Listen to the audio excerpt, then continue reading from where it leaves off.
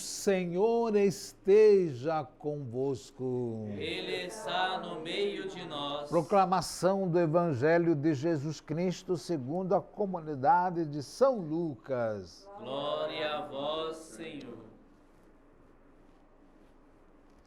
Naquele tempo, Jesus entrou no templo e começou a expulsar os vendedores e disse: está escrito, minha casa será casa de oração. No entanto, vós fizestes dela um antro de ladrões. Jesus ensinava todos os dias no templo. Os sumos sacerdotes, os mestres da lei e os notáveis do povo procuravam modo de matá-lo, mas não sabiam o que fazer, porque o povo todo ficava fascinado quando ouvia Jesus falar. Palavra da salvação. Glória a vós, Senhor. Em nome do Pai, e do Filho, e do Espírito Santo. Amém. Amém. Este fascínio que o povo tinha ao ouvir Jesus, essa situação de ficar, esse sentimento, essa postura do fascínio, vinha do fato de que Jesus, sendo o Filho de Deus, falava com abundância das coisas de Deus. Até mesmo para os seus pais, em determinado momento, quando ele ainda criança, ficou lá perdido no templo, depois daquela caravana, aos 12 anos, e quando seus pais regressaram, voltaram para procurá-lo lá em Jerusalém, no templo, e depois de muito procurar, o encontraram discutindo com os mestres da lei e perguntaram: o que você está fazendo aí, menino? Ele disse: eu estou cuidando das coisas do Pai. E este cuidar das coisas do Pai, não é? Na palavra de Jesus, eram palavras que geravam vida e vida em plenitude. Por isso o povo ficava nessa situação, neste fascínio, porque descobriram, perceberam, acolheram um novo caminho, um outro itinerário para chegar até Deus. Se nós fôssemos olhar para nós hoje e perguntássemos a nível de Brasil, não é? O que é que nos representa? O que melhor representa o Brasil, os brasileiros? Qual é a nossa identidade? Nós teríamos até uma certa dificuldade, dado a extensão do país. Para alguns, o churrasco, para outros, o carnaval, não é? Enfim, nós teríamos tantas coisas para dizer da nossa identidade. Ah, este é um brasileiro. A identidade do povo hebreu, mais que a religião, era o templo. O templo é o lugar da unidade nacional. E lá no templo, do templo que se ouvia falar de Deus.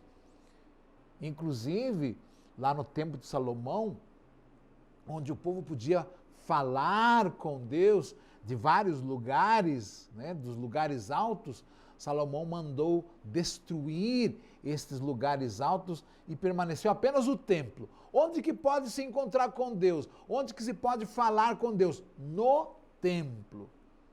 Eram proibidas outras manifestações, né? Não eram reconhecidas outras manifestações de Deus que não fossem no templo. Então, toda a Palestina, todo judeu precisava sair do seu local, da sua cidade, da sua casa, para falar com Deus e dirigir-se a Jerusalém, no templo. Onde que Deus morava, onde que Deus se manifestava? No templo. E no templo, lá no Santo do Santo, né? um altar especial, um lugar especial. Lá dentro morava Deus. Antes de Salomão, Deus andava em todos os lugares com o povo. O povo precisava mudar de lugar, pegava a arca da aliança, onde morava Deus, e levava Deus junto consigo, né?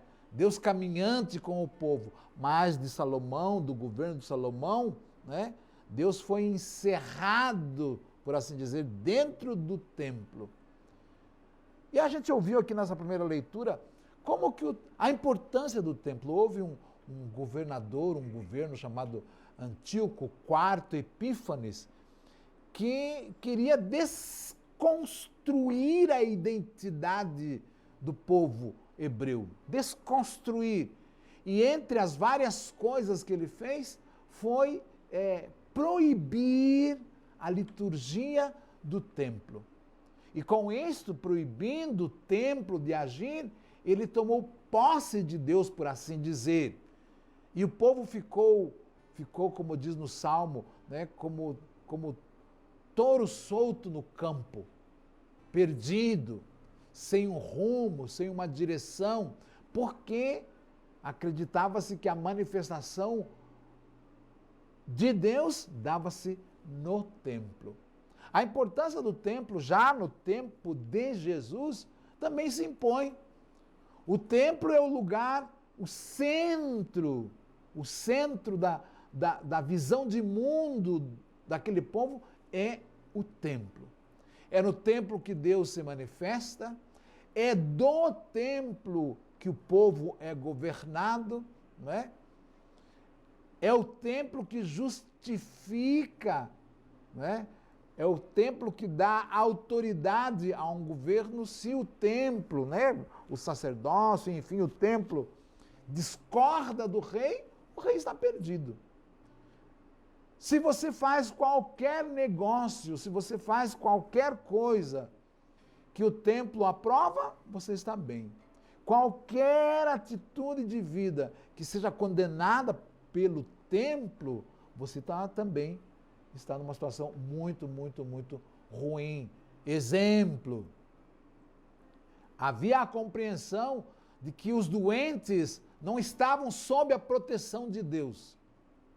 E não estando sob a proteção de Deus, por óbvio, não podiam entrar no templo, onde está Deus. Essas pessoas pecadoras, as pessoas pecadoras que estão contra Deus, não podem entrar no templo. O templo é o lugar do sagrado, o templo é o lugar de Deus. Quem é que pode entrar no templo? Aquelas pessoas que aparentemente são amigas de Deus. Não é todo verdade, porque amigo mesmo de Deus era Jesus, como nós ouvimos nesse evangelho. Porque as pessoas, ao o ouvirem, ficavam fascinadas com as coisas que ele dizia. E lá no Evangelho de Marcos, inclusive, diz assim: nunca vimos coisa igual. Nunca vimos alguém com tanta autoridade. De onde lhe vem essa autoridade? Questionavam-se. Então Jesus, como diz o Papa Francisco, é o rosto mesmo de Deus, o rosto da misericórdia de Deus. Então a gente percebe que Jesus, que causava esse fascínio, também não tinha acesso ao templo. Também não fazia parte da estrutura do templo. Então a gente fica tentando descobrir, né, olhando na perspectiva daquele povo, como é que alguém que não é do templo tem essa autoridade? Mais autoridade que o templo. Jesus mesmo diz: eu posso destruir esse templo e em 3 dias o reconstruir. Por óbvio, não falava do templo no sentido físico das paredes, mas falava daquela representatividade, daquele papel que o templo tinha na vida do povo. E assim, amados irmãos e irmãs, Jesus foi reconstruindo mudando, reconfigurando uma compreensão de Deus, falando das coisas de Deus, falando do querer de Deus. Então, Jesus fascinava as pessoas porque não tinha um discurso falso, mas porque tinha um discurso cheio, prenhe de autoridade. Então, amados irmãos e irmãs, Jesus é para nós o itinerário, caminhando por Jesus, caminhando com Jesus, em Jesus, nós chegamos ao querer do Pai, à vontade do Pai. E a vontade do Pai é que nós sejamos um. A vontade do Pai é que nós tenhamos vida e vida em plenitude. E foi isso que Jesus veio dizer, foi isso que Jesus veio fazer. Por isso até mesmo o templo se voltou contra ele. Ou seja, aquela autoridade, aquela força, né? Nós vimos aqui nesse evangelho que esse homem, Jesus dizia, transformaram a casa do Pai, o lugar da oração, num covil de lobos. Muito verdade. O templo acabou na sua estrutura por negar as coisas de Deus, né? Os amados de Deus, os queridos de Deus. Gostaria de trazer essa reflexão um pouquinho para nós hoje, ao celebrarmos Roque Gonzalez, que aqui no Brasil, com raras exceções, mas a gente praticamente não conhece, né? Assim, com todo carinho, com todo respeito, nós conhecemos os santos europeus, né? Com todo carinho e todo respeito. Mas desconhecemos os santos da América Latina, né?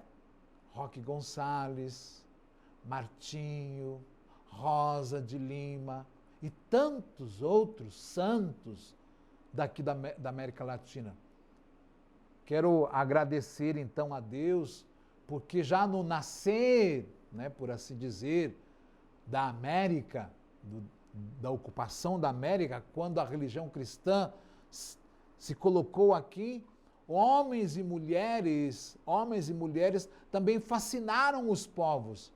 Assim como Roque Gonzalez, nas reduções jesuítas aqui no Paraguai, né? Por que os indígenas seguiram, ouviam, consentiam na fala desses homens e mulheres? Porque eram falas de vida em plenitude. Então, parabéns aos nossos irmãos paraguaios aqui de Campo Grande, parabéns à nação paraguaia, não é? Pela celebração no dia de hoje de São Roque Gonzalez. E ainda dizer que nós precisamos nos alimentar, nos fascinar de tudo isto, não é? Nesse tempo de negação, nesse tempo de não acolhimento, nesse tempo de divisão de águas, a gente deve ter essa sintonia com o querer e a vontade de Deus, e que a nossa fala seja sempre uma fala que fascina. Amém? Em nome do Pai, do Filho e do Espírito Santo. Amém. Amém.